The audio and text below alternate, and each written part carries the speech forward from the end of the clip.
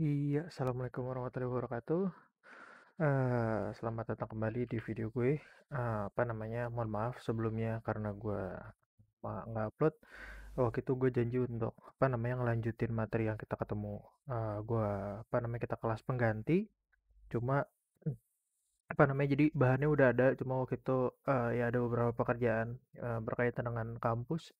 Terus jadinya apa namanya gue nggak sempet bikin videonya gitu. Jadi gue stack up apa namanya banyak sekali bahan, tapi nggak gua, apa namanya, nggak gua rekam-rekam gitu.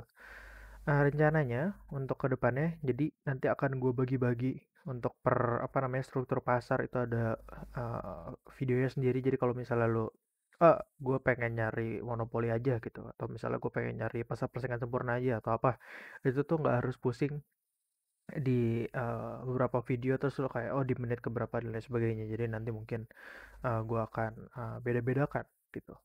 Nah, untuk di video kali ini gue akan membahas mengenai pasar monopoli karena kita di sini membahas di satu pasar aja, mungkin nanti waktunya juga nggak akan lama-lama per video, nanti kita lihat aja.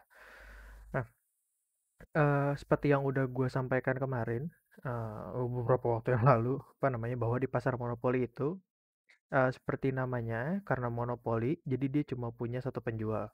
Nah, karakteristik-karakteristik dari setiap struktur pasar ini menjadi penting untuk kalian pahami karena struktur pasar ini yang menjadikan tiap-tiap apa namanya pasar itu memiliki keunikan masing-masing. Begitu juga dari gambarnya.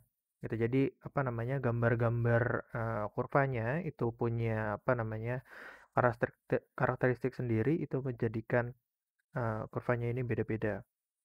Selain dari apa namanya satu penjual. Kenapa dia cuma satu penjual? Karena barangnya unik, ya kan? Apa namanya? Seperti gua kasih contoh kemarin adalah listrik PLN, gitu kan, dimana listrik yang dialirkan, gitu kan, yang bisa apa namanya? Digunakan untuk peralatan-peralatan elektronik rumah tangga maupun industri itu cuma bisa diberikan oleh PLN sehingga nggak ada substitusi dekatnya, nggak ada close substitute-nya. Ada energi lain tapi nggak ada yang close substitute, gitu kan. Satu penjual banyak pembeli, karena cuma satu penjual dia punya bargaining power, karenanya dia bisa melakukan markup. Markup itu adalah ketika perusahaan itu menetapkan harga lebih dari marginal cost, gitu kan. Dimana markup ini nggak terjadi ketika kita berada di pasar persaingan sempurna. Dimana di pasar persaingan sempurna itu eh, harganya akan di charge sebesar dengan MC. Nah, di pasar monopoli ini juga akan terjadi yang namanya deadweight loss. Itu kan ada biaya sosial karena dia apa namanya tidak memproduksi ketika supply sama dengan demand, nanti kita lihat aja. Sehingga inefisien gitu, jadi inefisiennya sebenarnya karena ini, tapi selain itu juga bisa dikatakan inefisien karena apa, karena dia tidak memproduksi ketika full capacity, tidak dilakukan.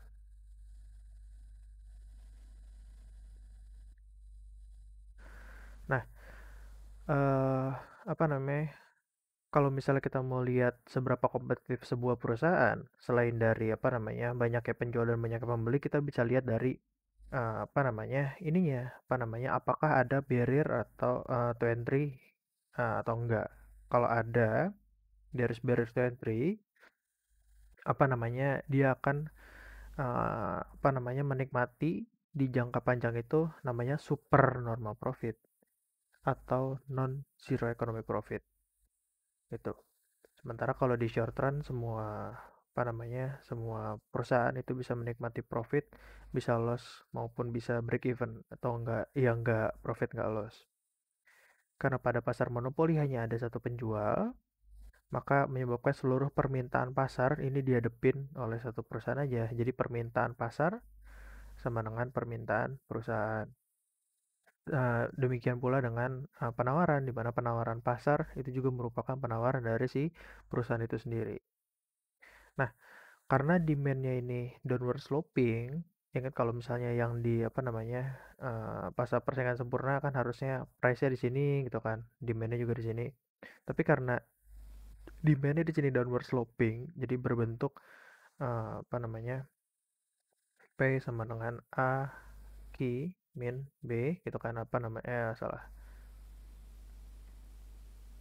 gitulah, apa namanya, berbentuk sebuah fungsi linear gitu yang downward sloping. Jadi ada hubungan negatif antara P sama Q-nya, sehingga kalau misalnya di pasar persaingan sempurna, ketika di pasar persaingan sempurna itu demand sama dengan P sama dengan AR sama dengan MR, tapi kalau di monopoli dan juga monopolistik, nanti kita akan bahas di video selanjutnya, itu cuma D sama dengan P sama dengan R, di mana MR-nya itu tidak sama dengan mereka. Kenapa? Karena ketika kita ini kita punya P, terus kita cari total revenue sama dengan P dikali Q minus A Q kuadrat tambah BQ, sehingga kalau kita turunin MR sama dengan kita turunin DTR per DQ sama dengan minus 2A Q ditambah B. Dimana kita lihat di sini apa namanya, slope-nya menjadi 2 kali lipat. Jadi dia akan menjadi lebih curam 2 kali lipat. Ini adalah MR-nya. Gitu kan. Nah, ini ya anggaplah ini kenal lah ya. Nah, uh, sehingga di semua perusahaan juga dia akan memproduksi ketika MR sama dengan MC seperti biasa, dia ingin menikmati profit maksimum. Nah, di sini nih artinya dia akan memproduksi di quantity monopoly. Ketika dia memproduksi quantity monopoly, dia akan mencari harganya di mana? Cari aja harga P, price di sini. Ada price monopoly gitu. Nah, kalau misalnya apa namanya, entah nanti di ujian atau misalnya nanti ada tugas dan lain sebagainya, eh, ketika disuruh membandingkan atau kuis, nggak tahu ntar ada kuis lagi atau enggak, ketika disuruh membandingkan antara pasar persaingan sempurna dan pasar monopoli, kalian nggak usah gambar, actually sebenarnya kalian nggak usah gambar dua kurva, kalian cukup gambar kurva seperti ini aja. Cuma kita ambil analoginya bahwa kita membandingkan kondisi pasar. Ingat, kita membandingkan kondisi pasar. Di mana pasar pasti supply-nya ke atas, pasti demand-nya ke bawah. Itu kan, jadi kalian nggak perlu gambar yang kayak gini-gini, nggak usah nih, apa namanya, di pasar persaingan sempurna ini nggak usah. Nah, bandingannya gimana? Ya udah, ketika di pasar monopoli dia akan memproduksi pada saat di sini. Bedanya di pasar persaingan sempurna dalam skala pasar dia akan berproduksi pada saat supply sama dengan di demand. Itu di somewhere di sinilah. Jadi ini adalah P pasar persaingan sempurna, ini adalah quantity pasar persaingan sempurna. Jadi dengan adanya monopoli power, kekuatan memonopoli, perusahaan akan memproduksi lebih sedikit daripada kondisi di pasar persaingan sempurna, sementara harganya lebih tinggi. Itu kan. Nah, kalau kita lihat juga di mana nih markup-nya, gitu kan. Ingat bahwa markup itu adalah kondisi ketika harga lebih dari marginal cost. Nah, karena itu, ini kan kuantitinya kita akan produksi di sini nih, kalau di monopoli kan sini. Sini marginal cost-nya mana? Ini kan kurva supply kan, marginal cost. Jadi sebuah perusahaan yang monopoli dia akan memproduksi di sini, di mana marginal cost-nya cuma di sini, cuma harganya dia akan charge di sini. Jadi ada gap di antara harga yang dibayarkan oleh si konsumen dan juga marginal cost yang dihadapi oleh produsen. Nah, disinilah yang namanya markup. Sementara kalau di pasar persaingan sempurna, kita lihat di titik equilibrium supply sama dengan demand, ketika harganya di sini, kurva supply-nya kan di sini, ya kan? Sini kan juga marginal cost. Sehingga di sini juga P sama dengan marginal cost. Sehingga artinya nggak ada yang namanya markup harga gitu. Nah, kalau misalnya ditanya gambar apa namanya, bandingkan gimana sih sebuah uh, perusahaan yang monopoli atau monopoli power ini menyebabkan apa namanya, social cost atau dead weight loss gitu kan? Itu gimana? Ini aja sebenarnya. Salah. Eh,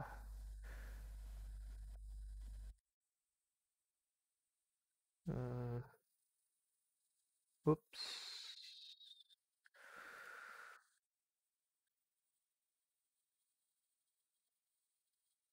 Oke.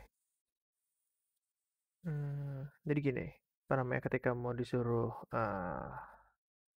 tolong ini, di apa namanya, gambarkan bagaimana terjadi diet weight loss. Jadi tadi di sini kita akan memproduksi, ketika monopoli kita memproduksi di sini, harganya di sini. Sementara ketika kompetitif atau di pasar persaingan sempurna, yang akan memproduksi di sini. Nah, salah. Nah, kenapa dibilang ada diet weight loss? Karena awalnya ketika ada di sini kan consumer surplusnya segitiga yang ini ya. Consumer surplusnya di sini. Sementara producer surplusnya yang ini kan. Kalau misalnya di pasar persaingan sempurna. Tapi karena sekarang kita berproduksi di monopoli, kan sini kan, ini kuantitinya, ini adalah harganya. Artinya apa? Artinya ingat, ini kurva demand, ini harga, artinya inilah consumer surplus. Ini harga, ini kurva supply, artinya ini adalah producer surplus.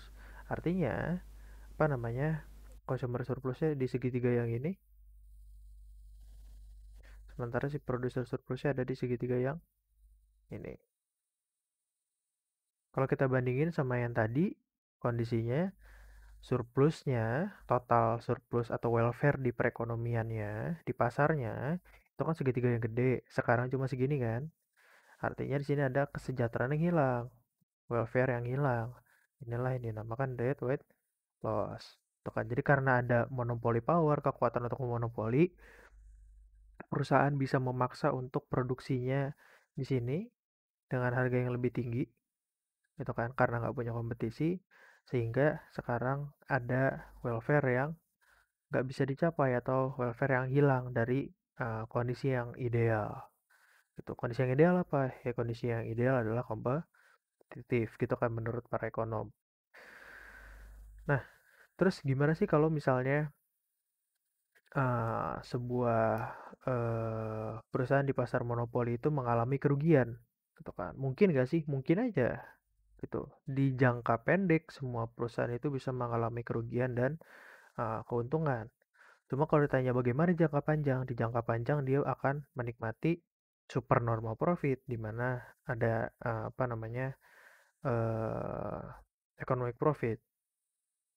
Logikanya kalau misalnya orang monopoli tapi loss di economic profitnya, ngapain dia monopoli gitu kan, mendingan pindah aja gitu. Kecuali kita berbicara mengenai apa namanya, perusahaan-perusahaan yang memang ditugaskan oleh negara untuk mengatur sumber daya tertentu.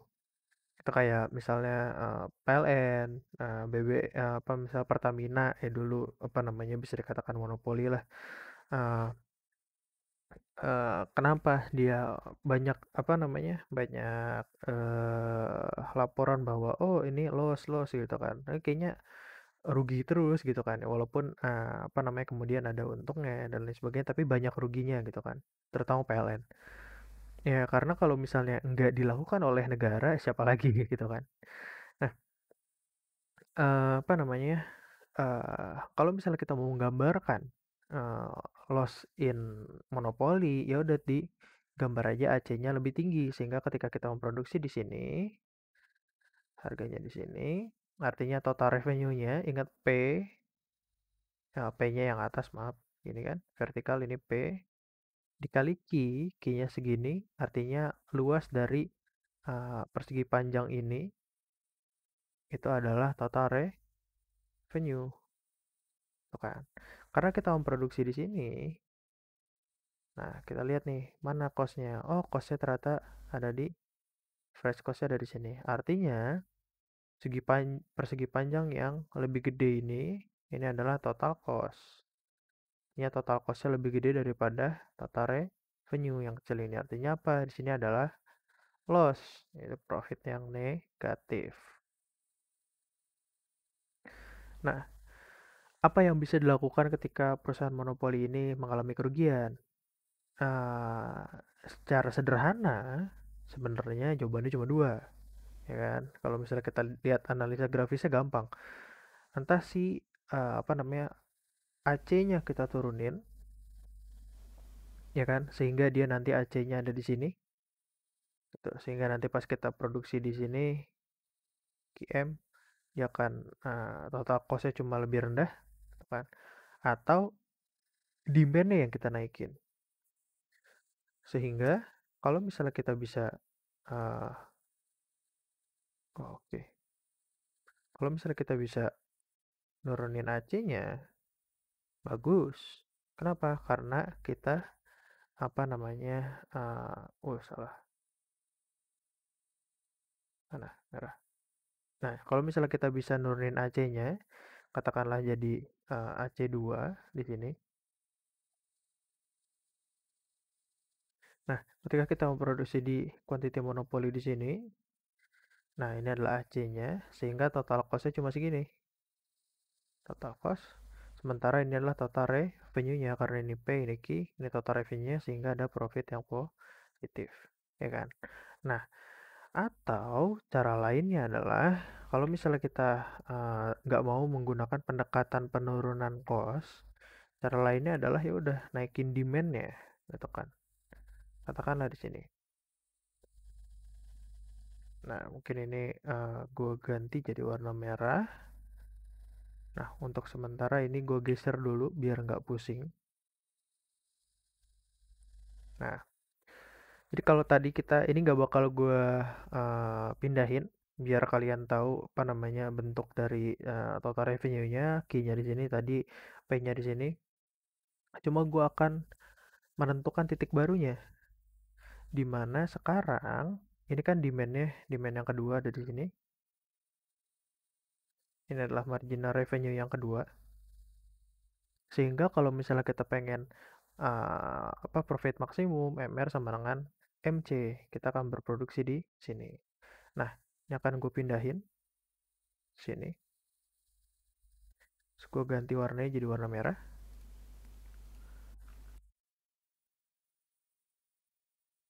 Nah, bisa dilihat bahwa sekarang dengan naiknya permintaan, demand-nya naik, jadi MR-nya juga geser ke kanan dari dibandingkan nama yang hitam ini.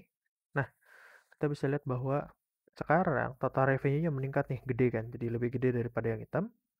Sementara itu, sementara itu, kita lihat total cost-nya karena kita berproduksi di Q2,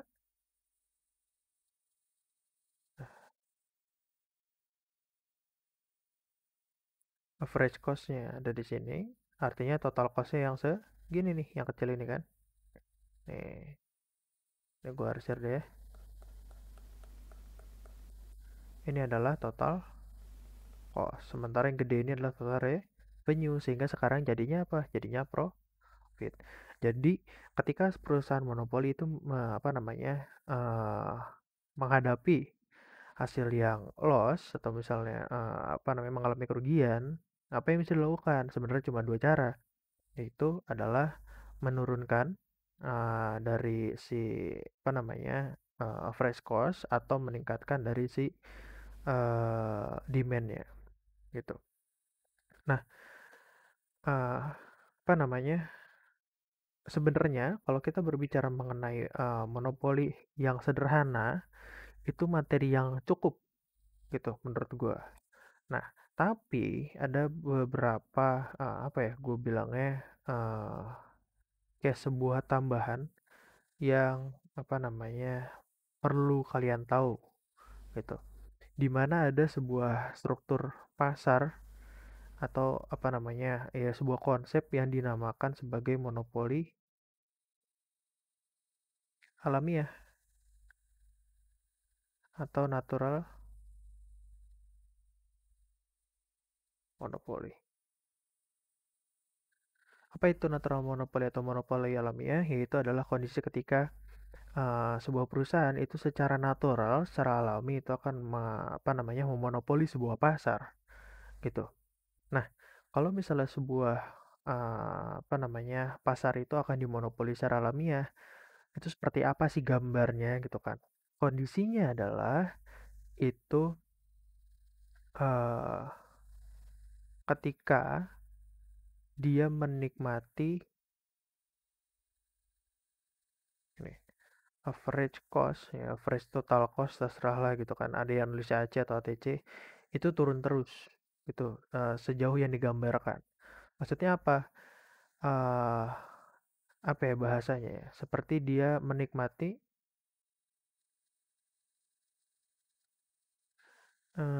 economies of scale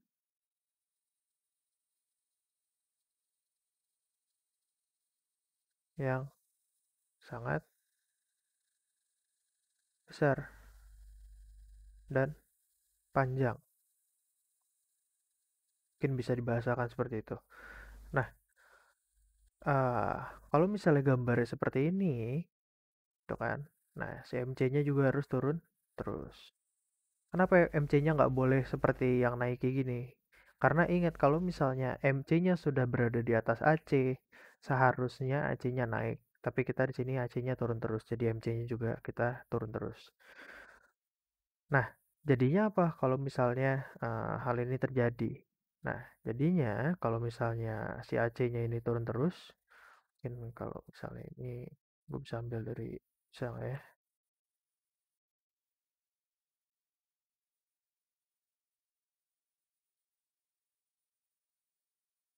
ya katakanlah seperti itulah ya walaupun ininya ngaco gini kan.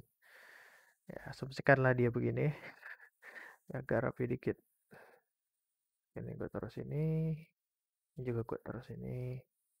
Nah, apa yang akan terjadi? Nah, salah.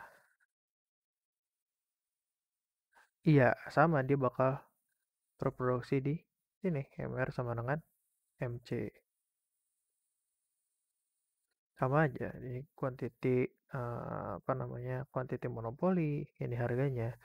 Cuma kalau misalnya kita bandingin, misalnya mau kita bandingin biasa dengan MC yang seperti biasa mungkin seperti ini, bisa dikatakan bahwa semakin banyak dia berproduksi, apa namanya? Kalau misalnya AC-nya ini di bawah, eh ya sebenarnya dia jadinya MC-nya nggak gini sih ya. Kan MC-nya turun juga. Yang gue gambar di sini. Ya gitulah ya.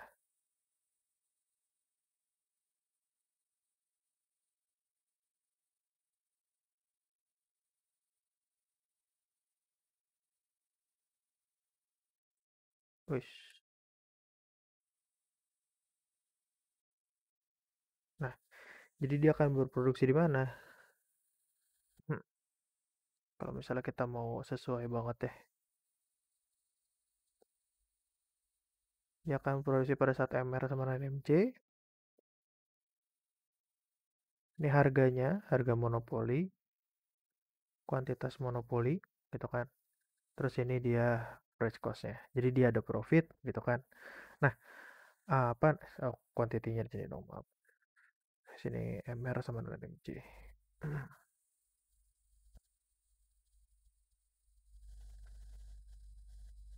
Sebenarnya gini doang. Cuma waktu itu pernah keluar di ujian beberapa semester yang lalu, gue lupa tepatnya semester kapan, mau kita tahun kapan, dampaknya gimana. Nah, yang gue perhatikan, gitu kan, gue belum nemu di buku yang membahas mengenai ini, di baik di Parkin maupun Menkyu atau mungkin gue yang kelewat aja, mungkin bisa dicek sama teman-teman. Apa namanya? Yang gue perhatikan adalah ini jarak antara P sama MC-nya itu jadi lebih besar. Coba kita bandingin nih dengan gambar yang serupa itu dengan gambar yang serupa kalau misalnya tapi si MC-nya itu naik. Ya, mungkin kita taruh sini sama kita taruh sini. Yes.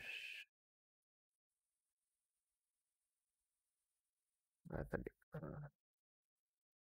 nah, eee, nih ini tadi si MR sama MC-nya, ketahuan sini lah ya, di gambarnya sebelumnya, tuh kan. Nah, apa namanya, kalau misalnya kita gambar MC-nya itu begini, lihatlah bahwa, apa namanya, kita akan memproduksi di sini, gue ganti jadi warna biru,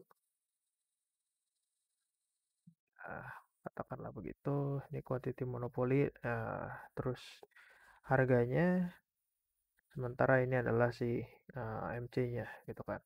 Nah, jarak antara si harga sama si MC ini lebih dekat yang gue perhatikan seperti itu. Jadi eh, ketika analoginya gini, ketika sebuah perusahaan punya economies of scale, dia kan bisa memproduksi barang dengan biaya rata-rata yang lebih murah, gitu kan. Tapi di apa namanya monopoli alamiah, walaupun dia punya kemampuan untuk memproduksi di harga yang lebih murah, dia tetap men-charge harga sesuai dengan willingness to pay dari si eh, konsumen gitu. Jadi bandingin antara marginal marginal cost atau fresh cost gitu kan. Ya kalau di monopoli alamiah juga si marginal cost-nya lebih rendah terus kan. Jadi dengan marginal cost yang lebih rendah gitu kan, untuk si eh, monopoli alamiah, dia nggak mau jual di harga yang jauh lebih murah juga. Dia tetap jual di harga ya lu orang mau bayar berapa gitu, apa namanya, istilahnya seperti itu. Jadi yang gue tangkap adalah artinya markup harganya menjadi lebih masif gitu. Ya, apa namanya, si MC-nya turun dari dibandingin sama monopoli yang biasa, MC-nya itu turun lebih rendah, tapi harganya ya kalau kita lihat ini turun gitu kan. Ya tapi nggak semasif itu turunnya. Seperti itu sih sebenarnya. Nah, jadi apa namanya, beberapa hal yang perlu diperhatikan untuk mengenai pasar monopoli ini adalah apa? Ada bentuk dari kurvanya seperti biasa, begitu kan, karakteristiknya apa, ada barriers to entry gitu kan, sehingga di jangka panjang itu dia menikmati yang namanya supernormal profit. Terus ada juga yang dikenal sebagai apa namanya, natural monopoly ini gitu. Ini yang unik dari pasar monopoli. Nah, apa namanya, ternyata videonya cukup panjang gitu. Ini begini untuk pasar monopoli. Apa namanya, kalau misalnya ada pertanyaan seperti biasa silahkan disampaikan saja. Terus kemudian apa namanya, untuk video-video selanjutnya akan gue potong-potong per part gitu kan. Jadi nanti habis ini gue akan bikin video mengenai pasar monopolistik, pasar oligopoli, pasar tenaga kerja, dan juga kemarin bapaknya habis bahas mengenai apa namanya, barang publik gitu kan. Gak cuma barang publik tapi kegagalan pasar gitu. Sekian aja. Seperti biasa kalau misalnya ada yang mau ditanyakan silakan hubungi gue. Semangat terus belajarnya. Terima kasih. Wassalamualaikum warahmatullahi wabarakatuh.